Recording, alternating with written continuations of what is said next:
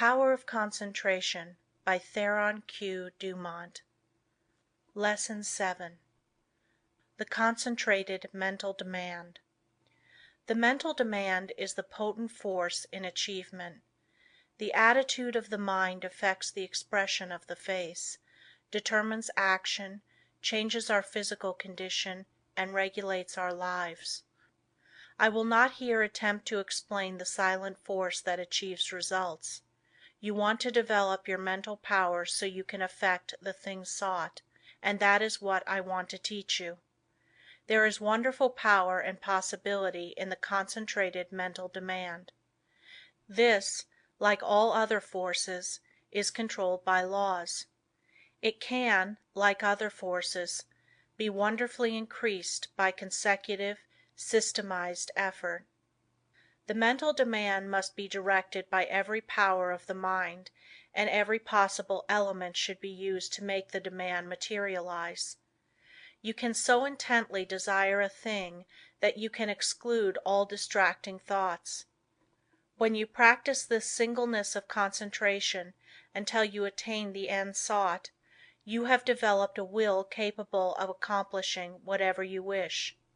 As long as you can only do the ordinary things, you will be counted in the mass of mediocrity. But just as quick as you surpass others by even comparatively small measure, you are classed as one of life's successes.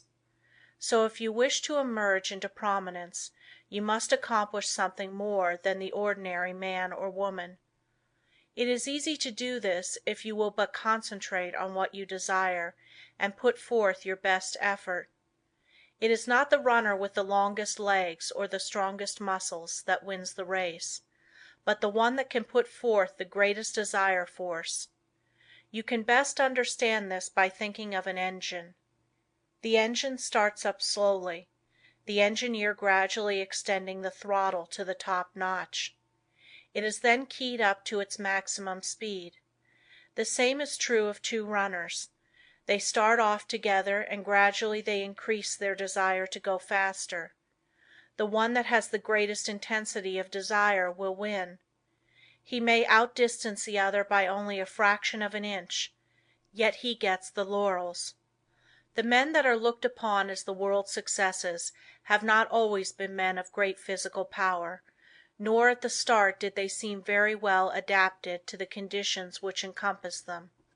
In the beginning they were not considered men of superior genius, but they won their success by their resolution to achieve results in their undertakings, by permitting no setback to dishearten them, no difficulties to daunt them. Nothing could turn them or influence them against their determination. They never lost sight of their goal. In all of us there is this silent force of wonderful power. If developed, it can overcome conditions that would seem insurmountable. It is constantly urging us on to greater achievement. The more we become acquainted with it, the better strategists we become, the more courage we develop, and the greater the desire within us for self-expression in activity along many lines. No one will ever be a failure if he becomes conscious of this silent force within that controls his destiny. But without the consciousness of this inner force, you will not have a clear vision, and external conditions will not yield to the power of your mind. It is the mental resolve that makes achievement possible. Once this has been formed, it should never be allowed to cease, to press its claim until its object is attained. To make plans work out, it will, at times, be necessary to use every power of your mind. Patience, perseverance, and all the indomitable forces within one will have to be mustered and used with the greatest effectiveness. Perseverance is the first element of success. In order to persevere you must be ceaseless in your application. It requires you to concentrate your thoughts upon your undertaking and bring every energy to bear upon keeping them focused upon it until you have accomplished your aim. To quit short of this is to weaken all future efforts. The mental demand seems an unreal power because it is intangible, but it is the mightiest power in the world. It is a power that is free for you to use. No one can use it for you. The mental demand is not a visionary one. It is a potent force, which you can use freely without cost. When you are in doubt, it will counsel you. It will guide you when you are uncertain. When you are in fear, it will give you courage. It is the motive power which supplies the energies necessary to the achievement of the purpose. You have a large storehouse of possibilities. The mental demand makes possibilities realities. It supplies everything necessary for the accomplishment. It selects the tools and instructs how to use them. It makes you understand the situation. Every time you make a mental demand, you strengthen the brain centers by drawing to you external forces.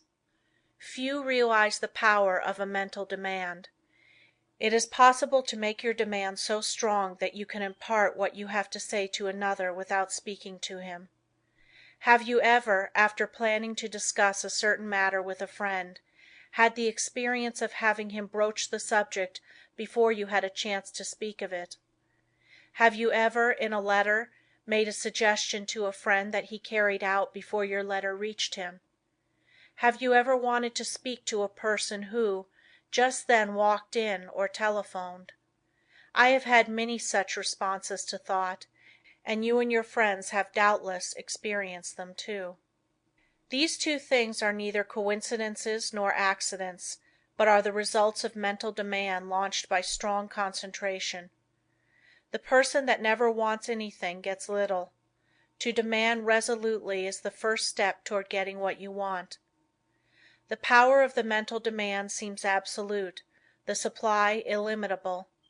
The mental demand projects itself and causes to materialize the conditions and opportunities needed to accomplish the purpose. Do not think I overestimate the value of the mental demand. It brings the fuller life if used for only righteous purposes.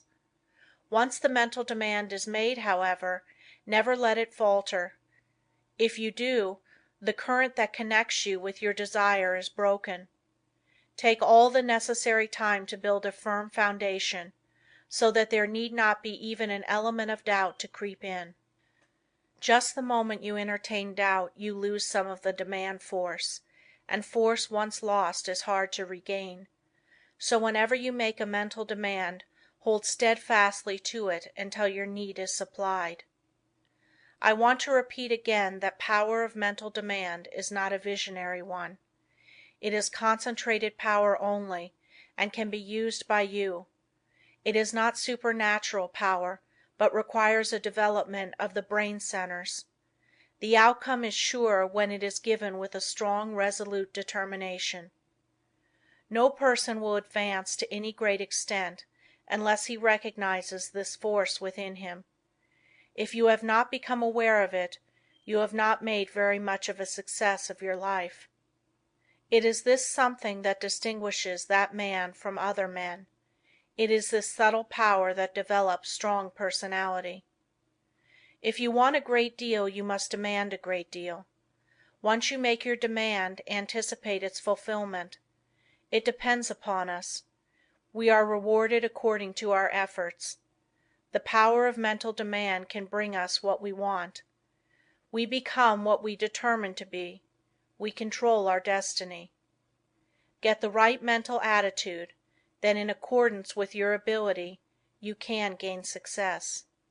And every man of average ability, the ordinary man that you see about you, can be really successful, independent, free of worry, his own master, if he can manage to do just two things. First, remain forever dissatisfied with what he is doing and what he has accomplished. Second, develop in his mind a belief that the word impossible was not intended for him. Build up in his mind the confidence that enables the mind to use its power. Many, especially the older men, will ask, "How can I build up that self-confidence in my brain? How can I, after months and years of discouragement, of dull plodding, suddenly conceive and carry out a plan for doing something that will make life worth while and change the monotonous routine. How can a man get out of a rut after he has been in it for years and has settled down to the slow jog trot that leads to the grave? The answer is the thing can be done, and millions have done it. One of the names most honored among the great men of France is that of Littre, who wrote and compiled the great French dictionary, a monument of learning. He is the man whose place among the 40 immortals of France was taken by the great Pasteur when the latter was elected to the Academy. Littre began the work that makes him famous when he was more than 60 years old. Lesson 8. Concentration gives mental poise. You will find that the man that concentrates is well poised, whereas the man that allows his mind to wander is easily upset. When in this state wisdom does not pass from the subconscious storehouse into the consciousness. There must be mental quiet before the two consciousnesses can work in harmony. When you are able to concentrate, you have peace of mind. If you are in the habit of losing your poise, form the habit of reading literature that has a quieting power.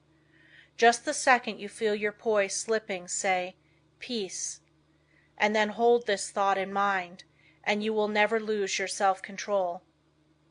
There cannot be perfect concentration until there is peace of mind.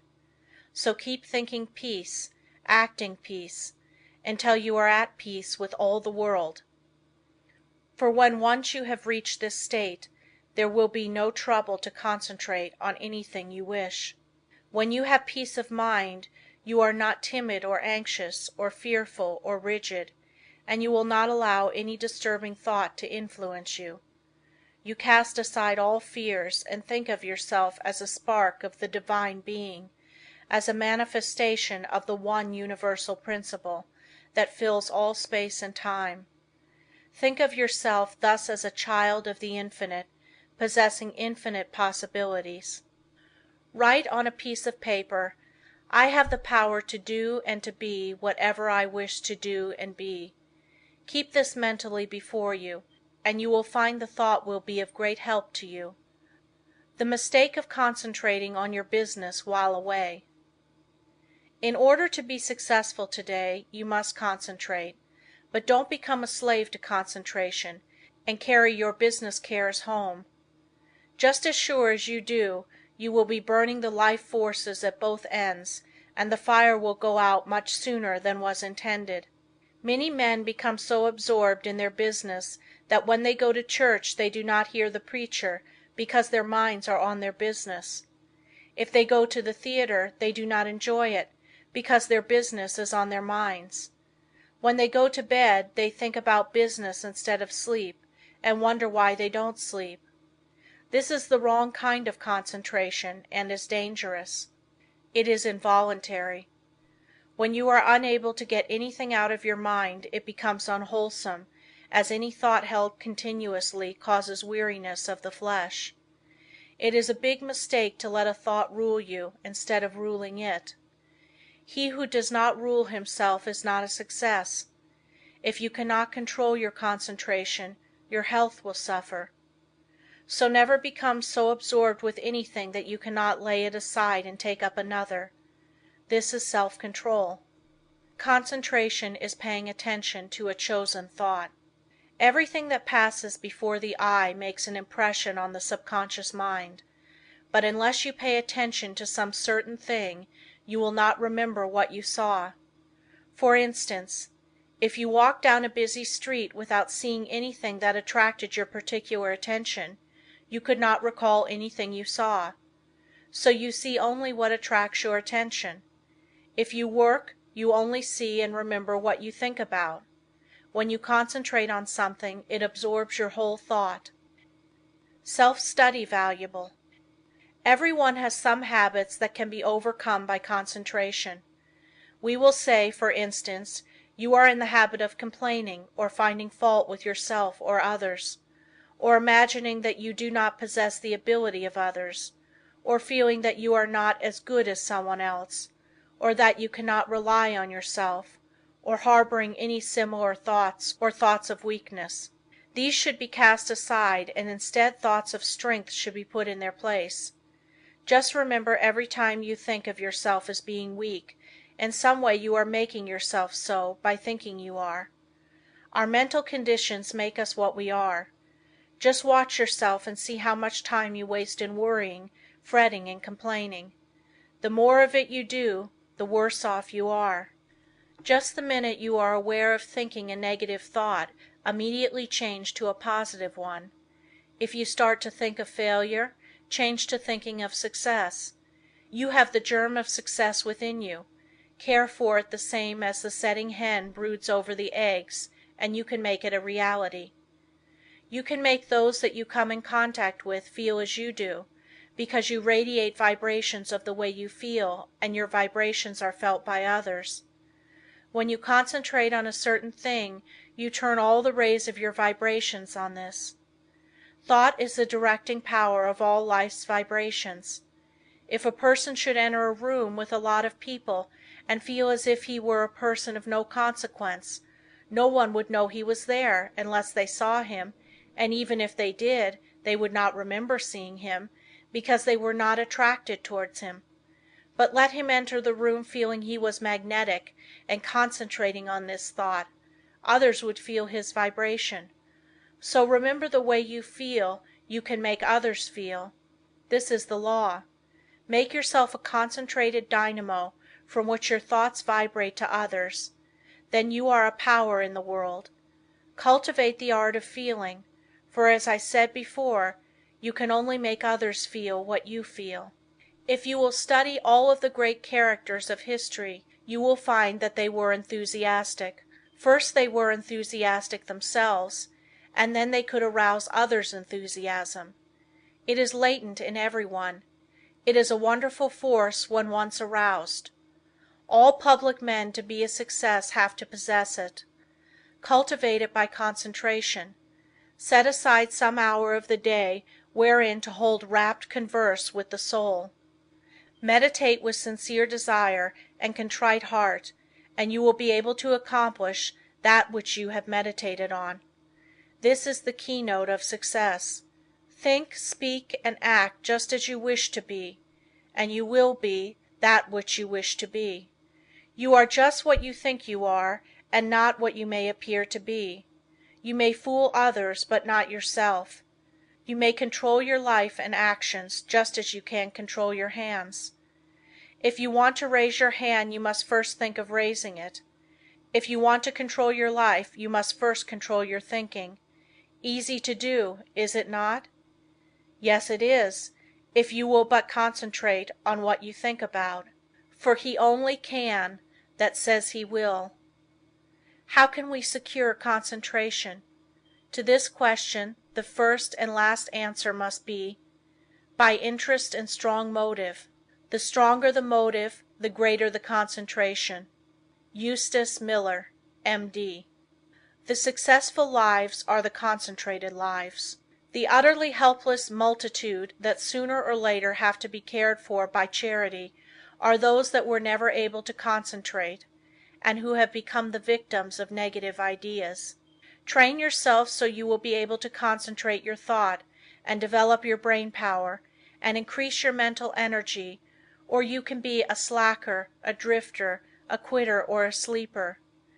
It all depends on how you concentrate, or centralize your thoughts. Your thinking then becomes a fixed power, and you do not waste time thinking about something that would not be good for you. You pick out the thoughts that will be the means of bringing you what you desire, and they become a material reality. Whatever we create in the thought world will some day materialize. That is the law. Don't forget this. In the old days men drifted without concentration, but this is a day of efficiency, and therefore all our efforts must be concentrated if we are to win any success worth the name. Why people often do not get what they concentrate on. Because they sit down in hopeless despair and expect it to come to them. But if they will just reach out for it, with their biggest effort, they will find it is within their reach. No one limits us but ourselves. We are what we are today as the result of internal conditions. We can control the external conditions. They are subject to our will. Through our concentration we can attract what we want, because we become in rapport with the universal forces from which we can get what we want. You have watched races, no doubt. They all line up together. Each has his mind set on getting to the goal before the others. This is one kind of concentration. A man starts to think on a certain subject. He has all kinds of thoughts come to him, but by concentration he shuts out all these but the one he has chosen. Concentration is just a case of willing to do a certain thing and doing it. If you want to accomplish anything first, put yourself in a concentrating, reposeful, receptive, acquiring frame of mind. In tackling unfamiliar work, make haste slowly and deliberately, and then you will secure that interior activity which is never possible when you are in a hurry or under a strain. When you think hard, or try to hurry results too quickly, you generally shut off the interior flow of thoughts and ideas. You have often, no doubt, tried hard to think of something but could not, but just as soon as you stopped trying to think of it, it came to you. End of Lesson 8. The Power of Concentration by Theron Q.Dumont. Lesson 9.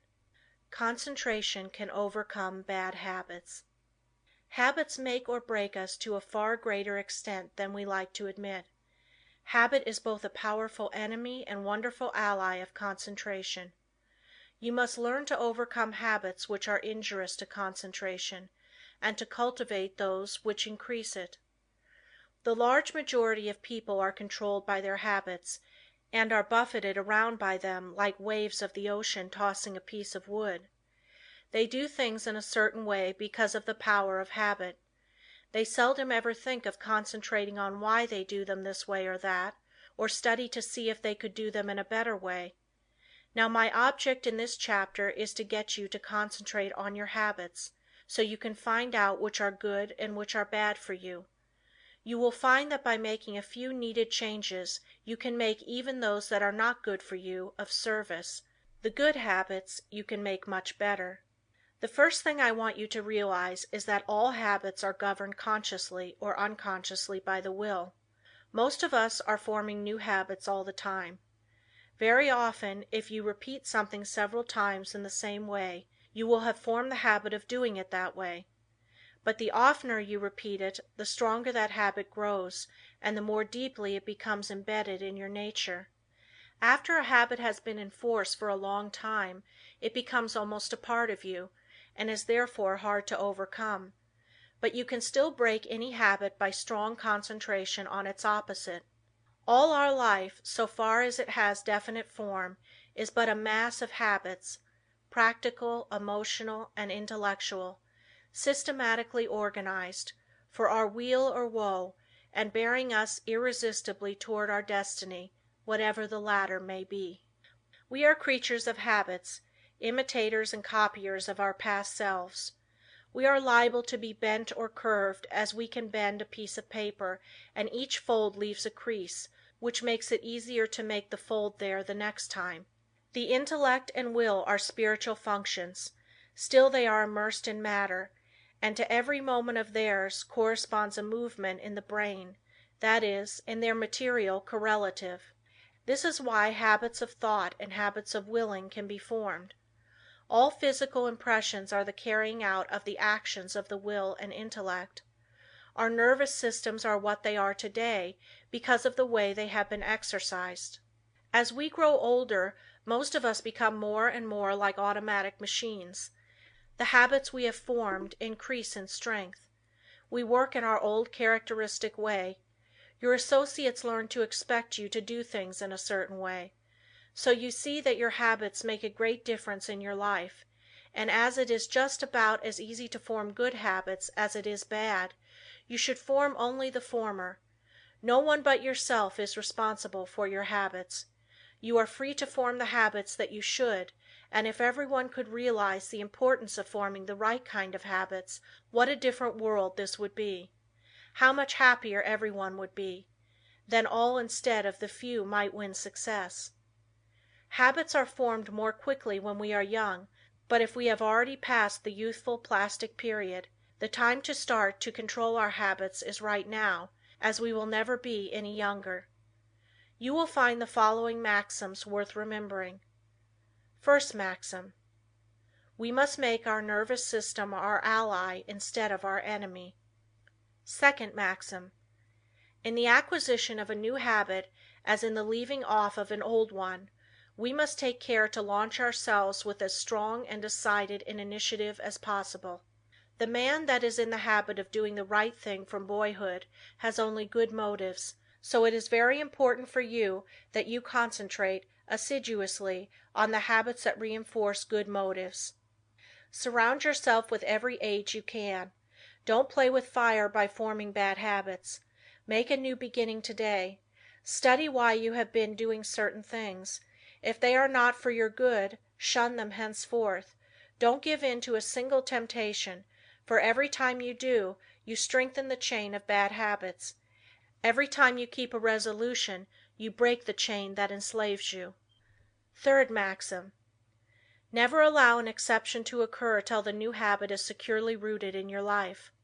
Here is the idea: you never want to give in until the new habit is fixed, else you undo all that has been accomplished by previous efforts. There are two opposing inclinations. One wants to be firm and the other wants to give in. By your will you can become firm, through repetition. Fortify your will to be able to cope with any and all opposition. Fourth maxim: seize the very first possible opportunity to act on every resolution you make, and on every emotional prompting you may experience in the direction of the habits you aspire to gain.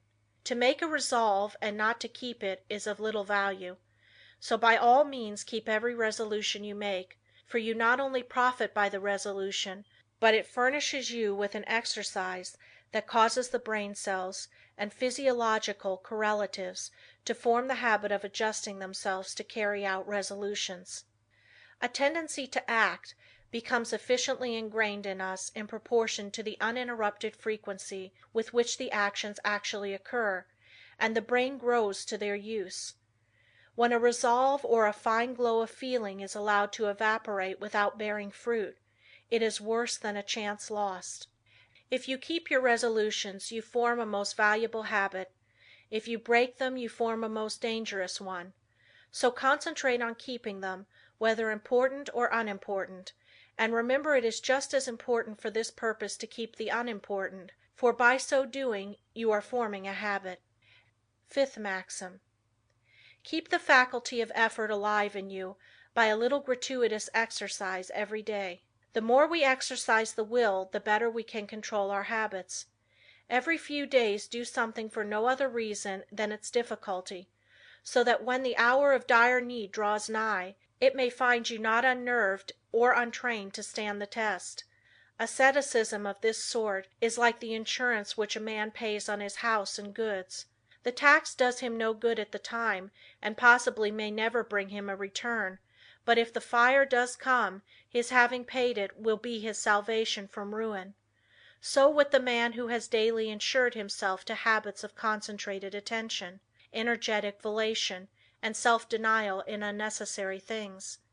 He will stand like a tower when everything rocks around him, and his softer fellow mortals are winnowed like chaff in the blast.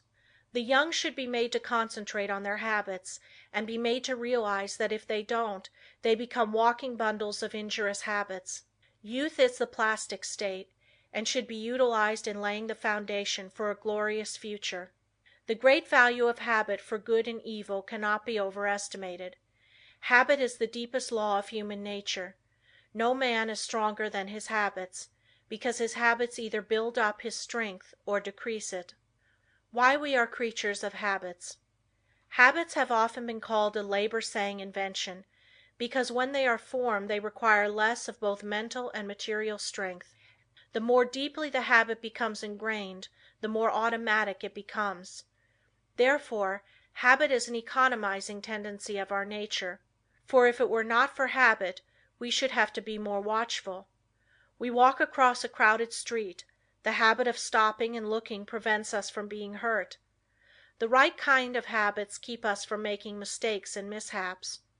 It is a well known fact that the chauffeur is not able to master his machine safely until he has trained his body in a habitual way.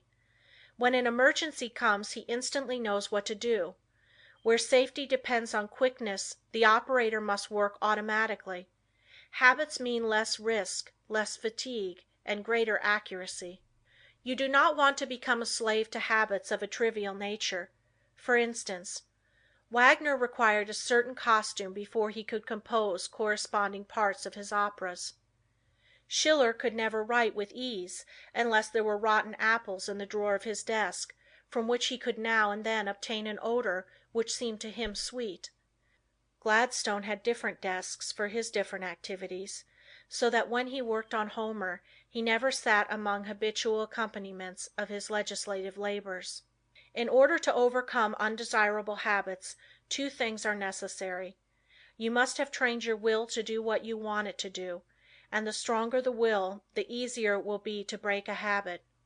Then you must make a resolution to do just the opposite of what the habit is. Therefore, one habit must replace another. If you have a strong will you can tenaciously and persistently concentrate on removing the bad habit, and in a very short time the good habit will gain the upper hand. I will bring this chapter to a close by giving Dr. Oppenheim's instructions for overcoming a habit. If you want to abolish a habit, and its accumulated circumstances as well, you must grapple with the matter as earnestly as you would with a physical enemy. You must go into the encounter with all tenacity of determination, with all fierceness of resolve, yea, even with a passion for success that may be called vindictive. No human enemy can be insidious, so persevering, as unrelenting as an unfavorable habit. It never sleeps. It needs no rest. It is like a parasite that grows with the growth of the supporting body, and like a parasite, it can best be killed by violent separation and crushing. When life is stormy and all seems against us, that is when we often acquire wrong habits, and it is then that we have to make a gigantic effort to think and speak as we should, and even though we may feel the very reverse at that moment, the tiniest effort will be backed up by a tremendous power and will lift us to a realization never felt before.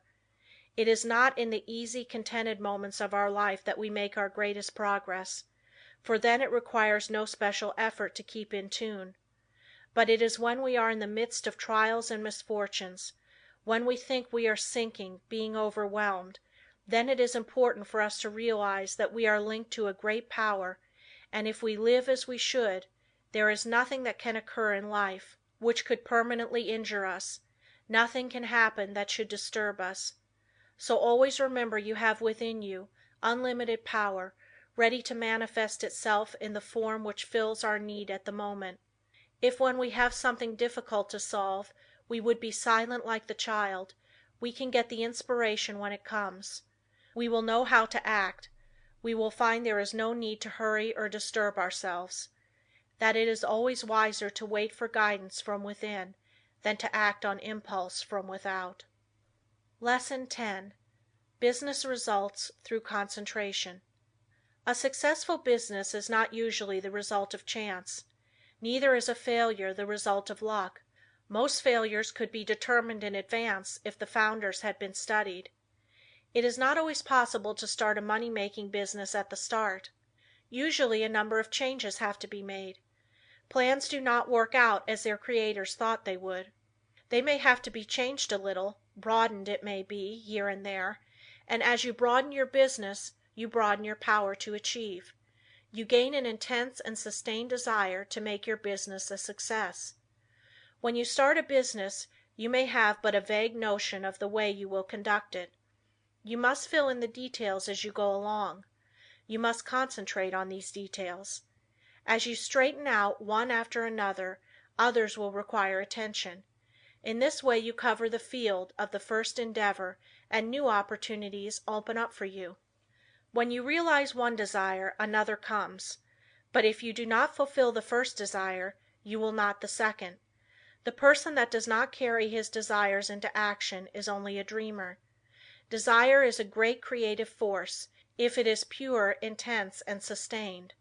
It is our desires that keep stirring us up to action, and they will strengthen and broaden you if you make them materialize. Every man who achieves success deserves it. When he first started out, he did not understand how to solve the problems that afterwards presented themselves, but he did each thing as it came up in the very best way that he could, and this developed his power of doing bigger things. We become masters of business by learning to do well whatever we attempt. The man that has thorough knowledge of his business can of course direct it much more easily and skillfully than the man who lacks that knowledge. The skilled business director can sit in his private office and still know accurately what is actually being done. He knows what should be done in any given time, and if it is not accomplished, he knows that his employees are not turning out the work that they should. It is then easy to apply the remedy. Business success depends on well concentrated efforts. You must use every mental force you can muster. The more these are used, the more they increase. Therefore, the more you accomplish today, the more force you will have at your disposal with which to solve your problems tomorrow. If you are working for someone else today and wish to start in a business for yourself, think over carefully what you would like to do. Then when you have resolved what you want to do, you will be drawn towards it. There is a law that opens the way to the fulfillment of your desires. Of course, back of your desires you must put forward the necessary effort to carry out your purpose. You must use your power to put your desires into force. Once they are created and you keep up your determination to have them fulfilled, you both consciously and unconsciously work toward their materialization. Set your heart on your purpose, concentrate your thought upon it, direct your efforts with all your intelligence, and in due time you will realize your ambition. Feel yourself a success, believe you are a success, and thus put yourself in the attitude that demands recognition, and the thought current draws to you what you need to make you a success. Don't be afraid of big undertakings. Go at them with grit, and pursue methods that you think will accomplish your purpose. You may not at first meet with entire success, but aim so high that if you fall a little short, you will still have accomplished much. What others have done you can do. You may even do what others have been unable to do. Always keep a strong desire to succeed in your mind. Be in love with your aim and work, and make them, as far as possible, square with the rule of the greatest good to the greatest number, and your life cannot be a failure. The successful business attitude must be cultivated to make the most out of your life, the attitude of expecting great things from both yourself and others. It alone will often cause men to make good, to measure up to the best that is in them. It is not the spasmodic spurts that count on a long journey, but the steady efforts. Spurts fatigue and make it hard for you to continue. Rely on your own opinion. It should be as good as anyone else's. When once you reach a conclusion, abide by it. Let there be no doubt or wavering in your judgment. If you are uncertain about every decision you make, you will be subject to harassing doubts and fears which will render your judgment of little value. The man that decides according to what he thinks right, and who learns from every mistake, acquires a well-balanced mind that gets the best results. He gains the confidence of others. He is known as the man that knows what he wants, and not as the one that is as changeable as the weather. The man of today wants to do business with the man that he can depend upon. Uncertainties in the business world are meeting with more disfavor. Reliable firms want to do business with men of known qualities, with men of firmness, judgment and reliability. So if you wish to start in business for yourself, your greatest asset, with the single exception of a sound physique, is that of a good reputation. A successful business is not hard to build if we can concentrate all our mental forces upon it. It is the man that is unsettled because he does not know what he wants that goes to the wall. We hear persons say that business is trying on the nerves, but it is the unsettling elements of fret and worry and suspense that are nerve exhausting and not the business. Executing one's plans may cause fatigue, enjoyment comes with rest. If there has not been any unnatural strain, the recuperative powers replace what energy has been lost. By attending to each day's work properly, you develop the capacity to do a greater work tomorrow. It is this gradual development that makes possible the carrying out of big plans. The man that figures out doing something each hour of the day gets somewhere. At the end of each day you should be a step nearer your aim. Keep the idea in mind that you mean to go forward, that each day must mark an advance, and forward you will go. You do not even have to know the exact direction, so long as you are determined to find the way, but you must not turn back once you have started.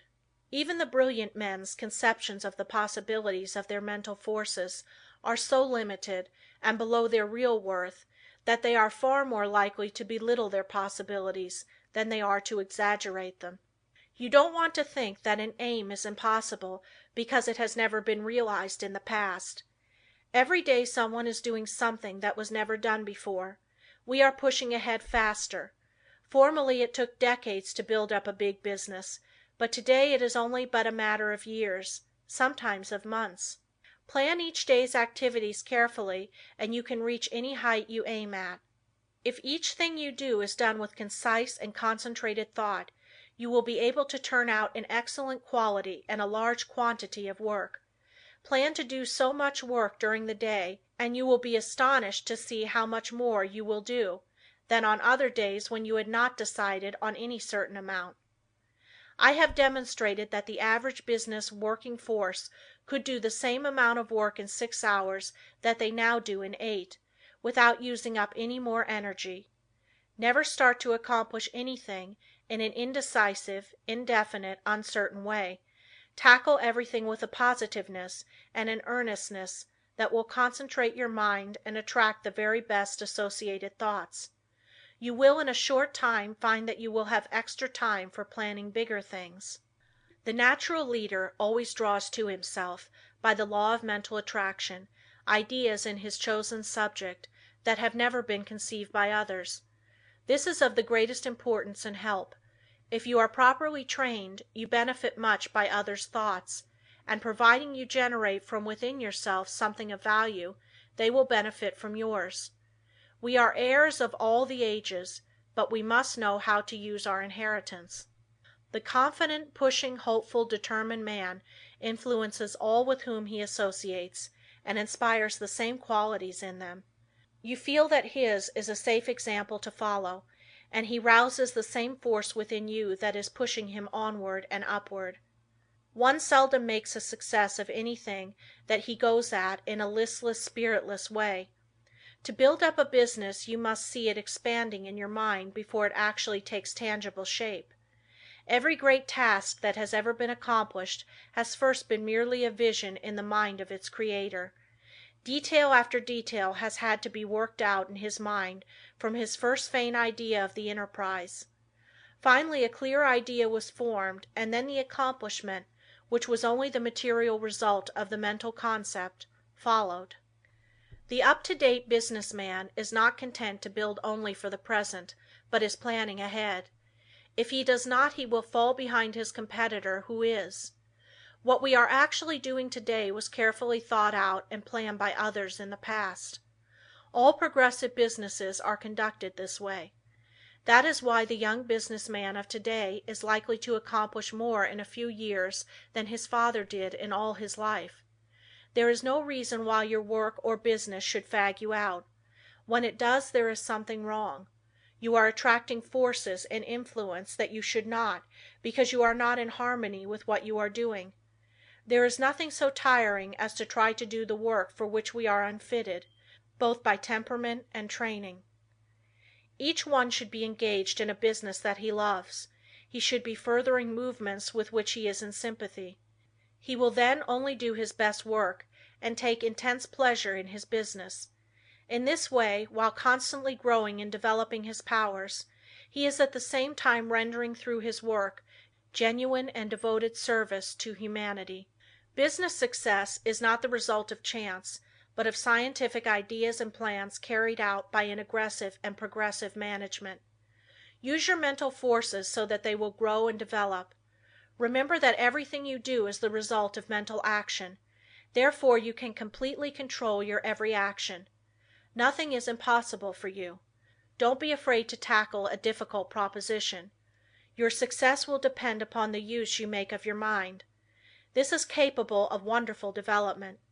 See that you make full use of it, and not only develop yourself but your associates. Try to broaden the visions of those with whom you come in contact, and you will broaden your own outlook of life. Are you afraid of responsibilities? In order for the individual soul to develop, you must have responsibilities. You must manifest the omnipotence of the law of supply. The whole world is your legitimate sphere of activity. How much of a conqueror are you? What have you done? Are you afraid of responsibility, or are you ever dodging, flinching, or sidestepping it? If you are not a real man. Your higher self never winces. So be a man and allow the powers of the higher self to manifest, and you will find you have plenty of strength, and you will feel better when you are tackling difficult propositions. End of Lesson 10. The Power of Concentration by Theron Q.Dumont. Lesson 11. Concentrate on Courage. Courage is the backbone of man. The man with courage has persistence. He states what he believes and puts it into execution. The courageous man has confidence. He draws to himself all the moral qualities and mental forces which go to make up a strong man, whereas the man without courage draws to himself all the qualities of a weak man, vacillation, doubt, hesitancy, and unsteadiness of purpose. You can therefore see the value of concentration on courage. It is a most vital element of success. The lack of courage creates financial as well as mental and moral difficulties. When a new problem comes, instead of looking upon it as something to be achieved, the man or woman without courage looks for reasons why it cannot be done, and failure is naturally the almost inevitable result. This is a subject well worthy of your study. Look upon everything within your power as a possibility instead of as merely a probability, and you will accomplish a great deal more, because by considering a thing as impossible, you immediately draw to yourself all the elements that contribute to failure. Lack of courage destroys your confidence in yourself. It destroys that forceful, resolute attitude so important to success. The man without courage unconsciously draws to himself all that is contemptible, weakening, demoralizing, and destructive. He then blames his luck when he does not secure the things he weakly desires. We must first have the courage to strongly desire something. A desire to be fulfilled must be backed by the strength of all our mental forces. Such a desire has enough commanding force to change all unfavorable conditions. The man with courage commands, whether be on the battlefield or in business life. What is courage? It is the will to do. It takes no more energy to be courageous than to be cowardly. It is a matter of the right training in the right way. Courage concentrates the mental forces on the task at hand. It then directs them thoughtfully, steadily, deliberately, while attracting all the forces of success toward the desired end. Cowardice, on the other hand, dissipates both our mental and moral forces, thereby inviting failure. As we are creatures of habit, we should avoid persons that lack courage. They are easy to discover because of their habits of fear in attacking new problems. The man with courage is never afraid. Start out today with the idea that there is no reason why you should not be courageous. If any fear thoughts come to you, cast them off as you would the deadly viper.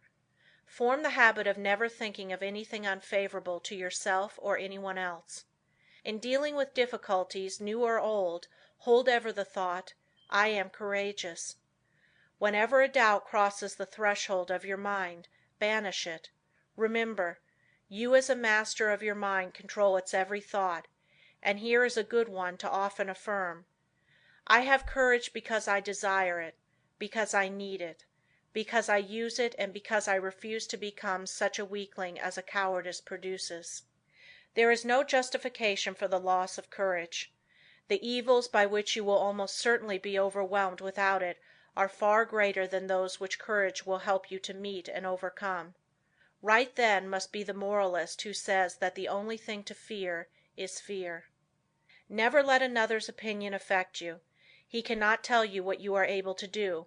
He does not know what you can do with your forces. The truth is, you do not know yourself until you have put yourself to the test. Therefore, how can someone else know? Almost all wonderful achievements have been accomplished after it has been thoroughly demonstrated that they were impossibilities. Once we understand the law, all things are possible. If they were impossibilities, we could not conceive them. Just the moment you allow someone to influence you against what you think is right, you lose that confidence in yourself that inspires courage, and carries with it all the forces which courage creates. Just the moment you begin to swerve in your plan, you begin to carry out another's thought and not your own. You become the directed and not the director. You forsake the courage and resolution of your own mind, and you therefore lack the very forces that you need to sustain and carry out your work. Instead of being self-reliant, you become timid, and this invites failure. When you permit yourself to be influenced from your plan by another, you are unable to judge as you should, because you have allowed another's influence to deprive you of your courage and determination, without absorbing any of his in return, so you are in much the same predicament as you would be in if you turned over all your worldly possessions to another without getting value received. Concentrate on just the opposite of fear, want, poverty, sickness, etc. Never doubt your own ability. You have plenty, if you will just use it. A great many men are failures because they doubt their own capacity. Instead of building up strong mental forces which would be of the greatest use to them, their fear thoughts tear them down. Fear paralyzes energy. It keeps us from attracting the forces that go to make up success. Fear is the worst enemy we have. There are few people that really know that they can accomplish much. They desire the full extent of their powers, but alas, it is only occasionally that you find a man that is aware of the great possibilities within him. When you believe with all your mind and heart and soul that you can do something, you thereby develop the courage to steadily and confidently live up to that belief. You have now gone a long way towards accomplishing it.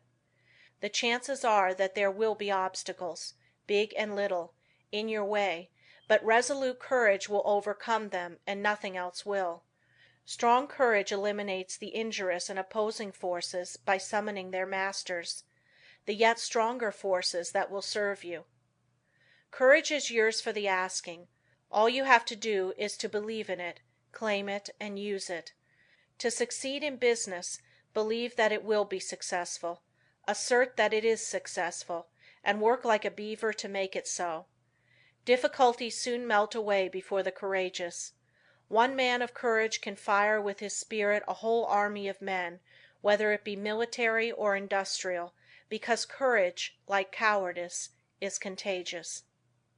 The man of courage overcomes the trials and temptations of life. He commands success. He renders sound judgment.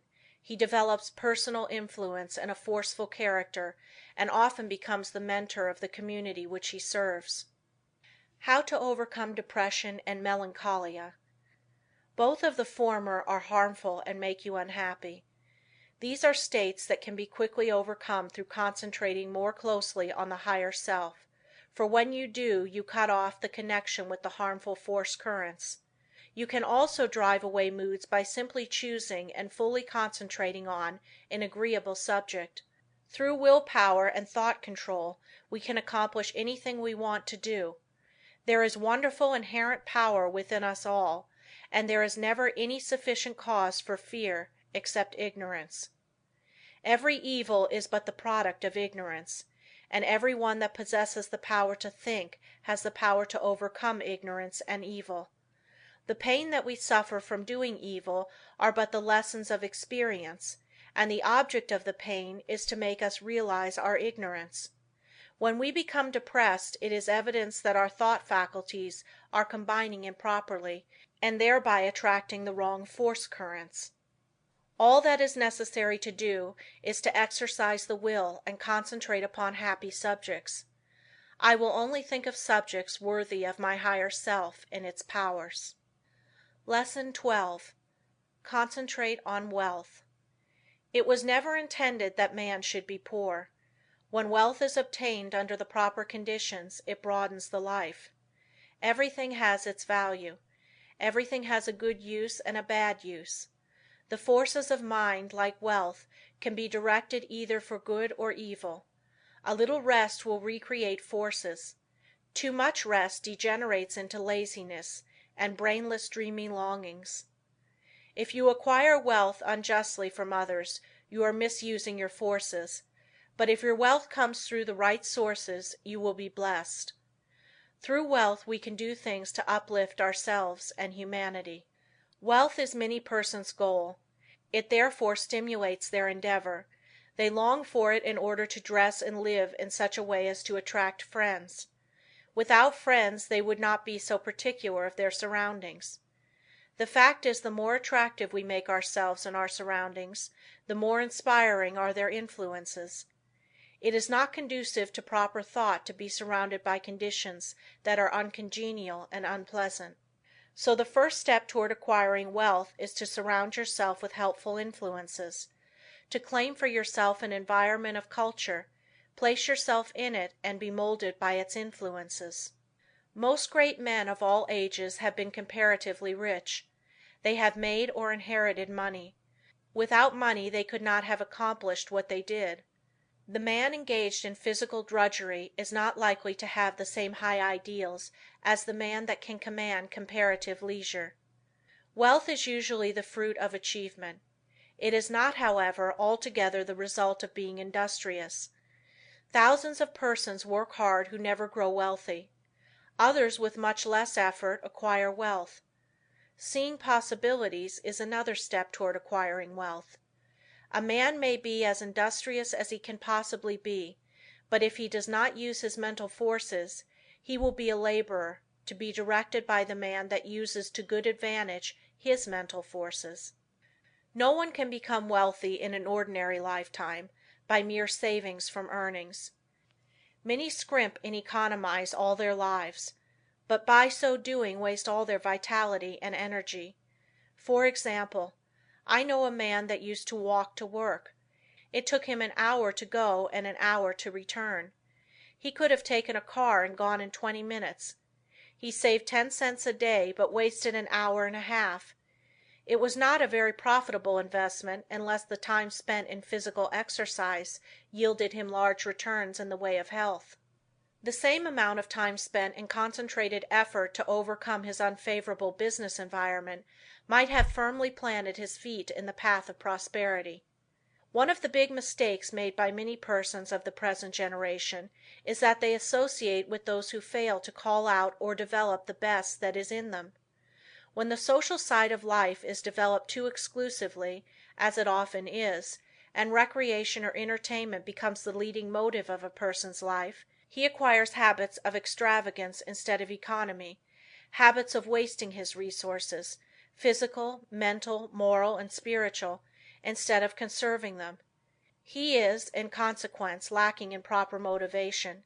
His God-given powers and forces are undeveloped, and he inevitably brings poor judgment to bear upon all the higher relationships of life.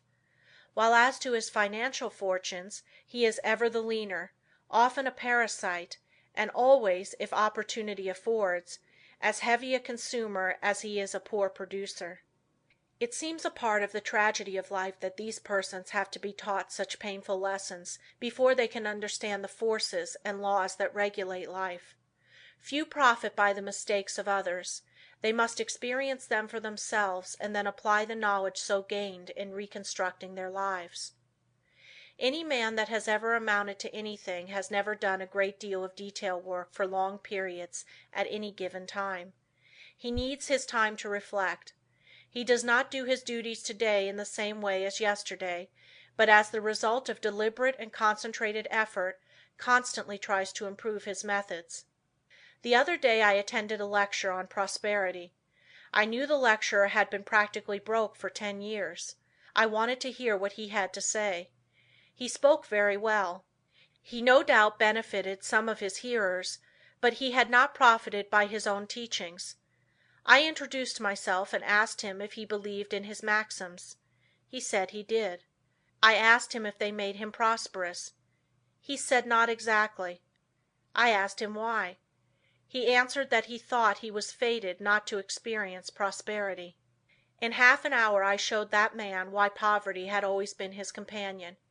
He had dressed poorly. He held his lectures in poor surroundings. By his actions and beliefs he attracted poverty. He did not realize that his thoughts and his surroundings exercised an unfavorable influence. I said, thoughts are moving forces, great powers. Thoughts of wealth attract wealth. Therefore, if you desire wealth you must attract the forces that will help you to secure it. Your thoughts attract a similar kind of thoughts. If you hold thoughts of poverty, you attract poverty. If you make up your mind you are going to be wealthy, you will instill this thought into all your mental forces, and you will at the same time use every external condition to help you. Many persons are of the opinion that if you have money it is easy to make more money. But this is not necessarily true.